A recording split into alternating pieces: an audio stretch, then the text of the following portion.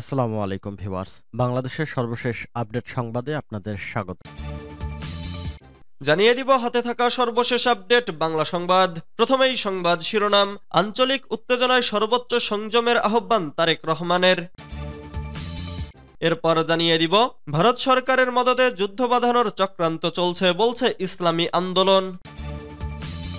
এদিকে চট্টগ্রাম নগর বিএনপির 15 থানা ও 43 ওয়ার্ডের কমিটি বিলুপ্ত।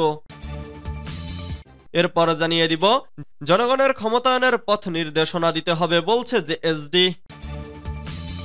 আরো জানিয়ে দিব তারেক রহমান খালাস পাওয়ায় নিউ ইয়র্কে আনন্দ উৎসব।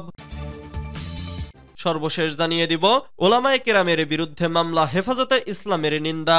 এতক্ষণ শুনছিলেন সংবাদ শিরোনাম, এবারে বিস্তারিত।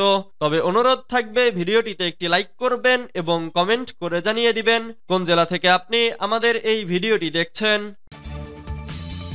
আঞ্চলিক উত্তেজনায় সর্বোচ্চ সংযমের আহ্বান তারেক রহমানের। আওয়ামী লীগ সরকারের পতনের পর বাংলাদেশকে ঘিরে ভারতের উস্কানিমূলক ও রাজনৈতিক বক্তব্য নিয়ে উদ্বেগ প্রকাশ করেছেন বিএনপির ভারপ্রাপ্ত চেয়ারম্যান তারেক রহমান। তিনি এই আঞ্চলিক উত্তেজনায় সবাইকে সর্বোচ্চ সংযমে থাকার আহ্বান জানিয়েছেন। সোমবার 2 ডিসেম্বর সামাজিক যোগাযোগ মাধ্যম ফেসবুকে দেওয়া এক বিবৃতিতে তিনি এ আহ্বান জানান। বিবৃতিতে তারেক রহমান অভিযোগ করেন, ভারতীয় বিশ্লেষকরা ভুল তথ্যের উপর ভিত্তি করে বাংলাদেশ বিরোধী মনোভাব প্রকাশ করছে এবং আঞ্চলিক স্থিতিশীলতাকে বিঘ্ন করছে।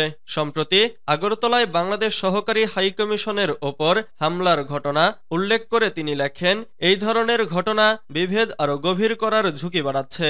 পোস্টে তারেক রহমান লেখেন, শেখ হাসিনাকে ক্ষমতা থেকে অপসারণের কারণ এবং তিনি ভারতে আশ্রয় নেওয়ার পর বাংলাদেশে কি ঘটছে এবং কেন বাংলাদেশ ও ভারতের মধ্যে সম্পর্ক গড়ে তোলা জরুরি তা নিরপেক্ষভাবে বোঝা অত্যন্ত গুরুত্বপূর্ণ। বিএনপির ভারপ্রাপ্ত চেয়ারম্যান লেখেন, বাংলাদেশ অনেক চ্যালেঞ্জের মুখোমুখি, কিন্তু আমরা মূলত একটি ধর্মীয় সম্প্রীতি ও ভূখণ্ডগত সার্বভৌমত্বের দেশ ছিলাম এবং থাকব, যেখানে জাতি, ধর্ম ও বর্ণ নির্বিশেষে প্রতিটি নাগরিকের অধিকার ও স্বাধীনতা সুরক্ষিত থাকবে। ভারত সরকারের মদদে যুদ্ধ বাঁধানোর চক্রান্ত চলছে বলছে ইসলামী আন্দোলন।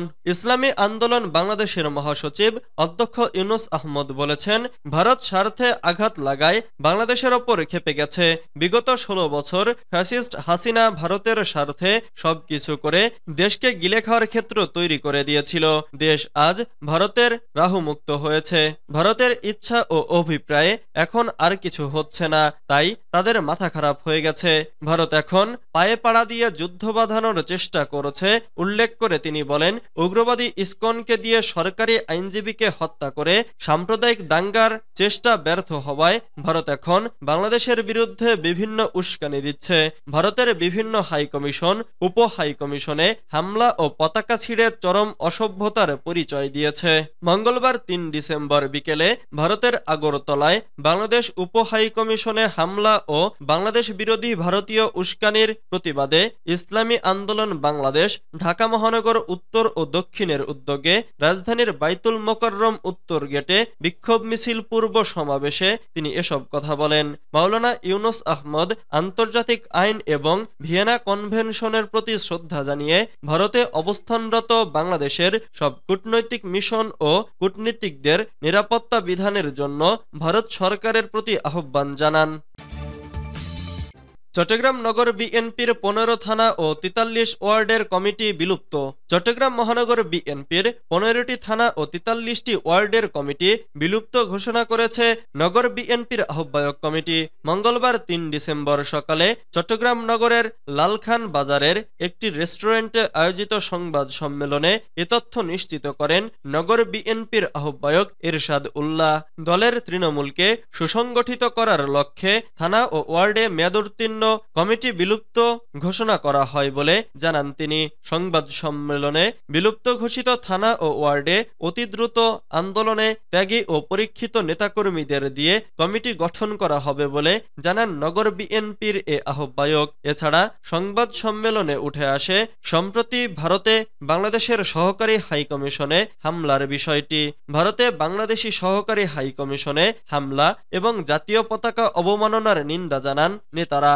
এর প্রতিবাদে মঙ্গলবার বিকেল ৩টায় বিক্ষোভ সমাবেশ করা হয়েছে বলে জানিয়েছেন নগর বিএনপির সদস্য সচিব নাজিমুর রহমান।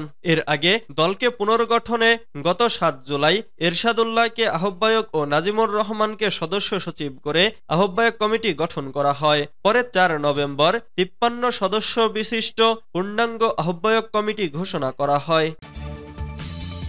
জনগণের ক্ষমতায়নের পথ নির্দেশনা দিতে হবে বলছে জেএসডি। জাতীয় সমাজতান্ত্রিক দলের সাধারণ সম্পাদক শহীদুদ্দীন মাহমুদ স্বপন বলেছেন, জুলাই আগস্টের গণবিপ্লবে রাষ্ট্রীয় জীবনে রাজনৈতিক, প্রশাসনিক ও অর্থনৈতিক ক্ষেত্রে সংস্কারের যে সুযোগ এনে দিয়েছে সেটাকে কাজে লাগাতে হবে, অন্যথায় তা খুবই আত্মঘাতী হবে। সংস্কারকে অতিক্রম করে পুরনো রাজনৈতিক ব্যবস্থায় ফিরে গেলে জনগণের ক্ষমতায়নকে চিরতরে ধ্বংস করে রাষ্ট্রকে চরম বিপর্যয়ের দিকে ঠেলে দেবে। মঙ্গলবার ৩ ডিসেম্বর বিকেলে কুমিল্লার গর্জনখোলার আরামবাগে সংবিধান সংস্কার জেএসডির প্রস্তাবনা শীর্ষক আলোচনা সভায় তিনি এসব কথা বলেন।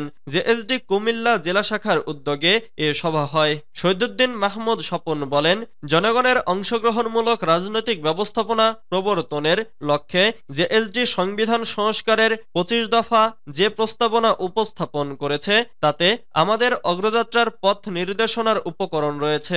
সব ধরনের সংস্কারে জনগণের ক্ষমতায়নের পথ নির্দেশনা থাকতে হবে। দলতান্ত্রিক, স্বৈরতান্ত্রিক রাজনৈতিক ব্যবস্থাপনার বিপরীতে জনগণের অংশগ্রহণমূলক রাজনৈতিক ব্যবস্থা প্রবর্তনের মধ্য দিয়ে এই শাসন ক্ষমতার রূপান্তর ঘটবে। তারেক রহমান খালাস পাওয়ায় নিউ ইয়র্কে আনন্দ উৎসব। বিএনপির ভারপ্রাপ্ত চেয়ারম্যান তারেক রহমান সহ সব আসামিকে ২১ আগস্ট গ্রেনেড হামলা মামলায় খালাস দেওয়ায় আনন্দ উৎসব করেছেন যুক্তরাষ্ট্রের নিউ ইয়র্কের বিএনপি ও অঙ্গ সংগঠনের নেতাকর্মীরা। স্থানীয় সময় রোববার ১ ডিসেম্বর রাতে নিউ ইয়র্কের জ্যাকসন হাইটসে নবান্ন রেস্টুরেন্টের পার্টি হলে বিএনপি যুবদল ও স্বেচ্ছাসেবক দলের নেতাকর্মীরা শুকরানা দোয়া ও মিষ্টিমুখ করে আনন্দ উৎসব করেন।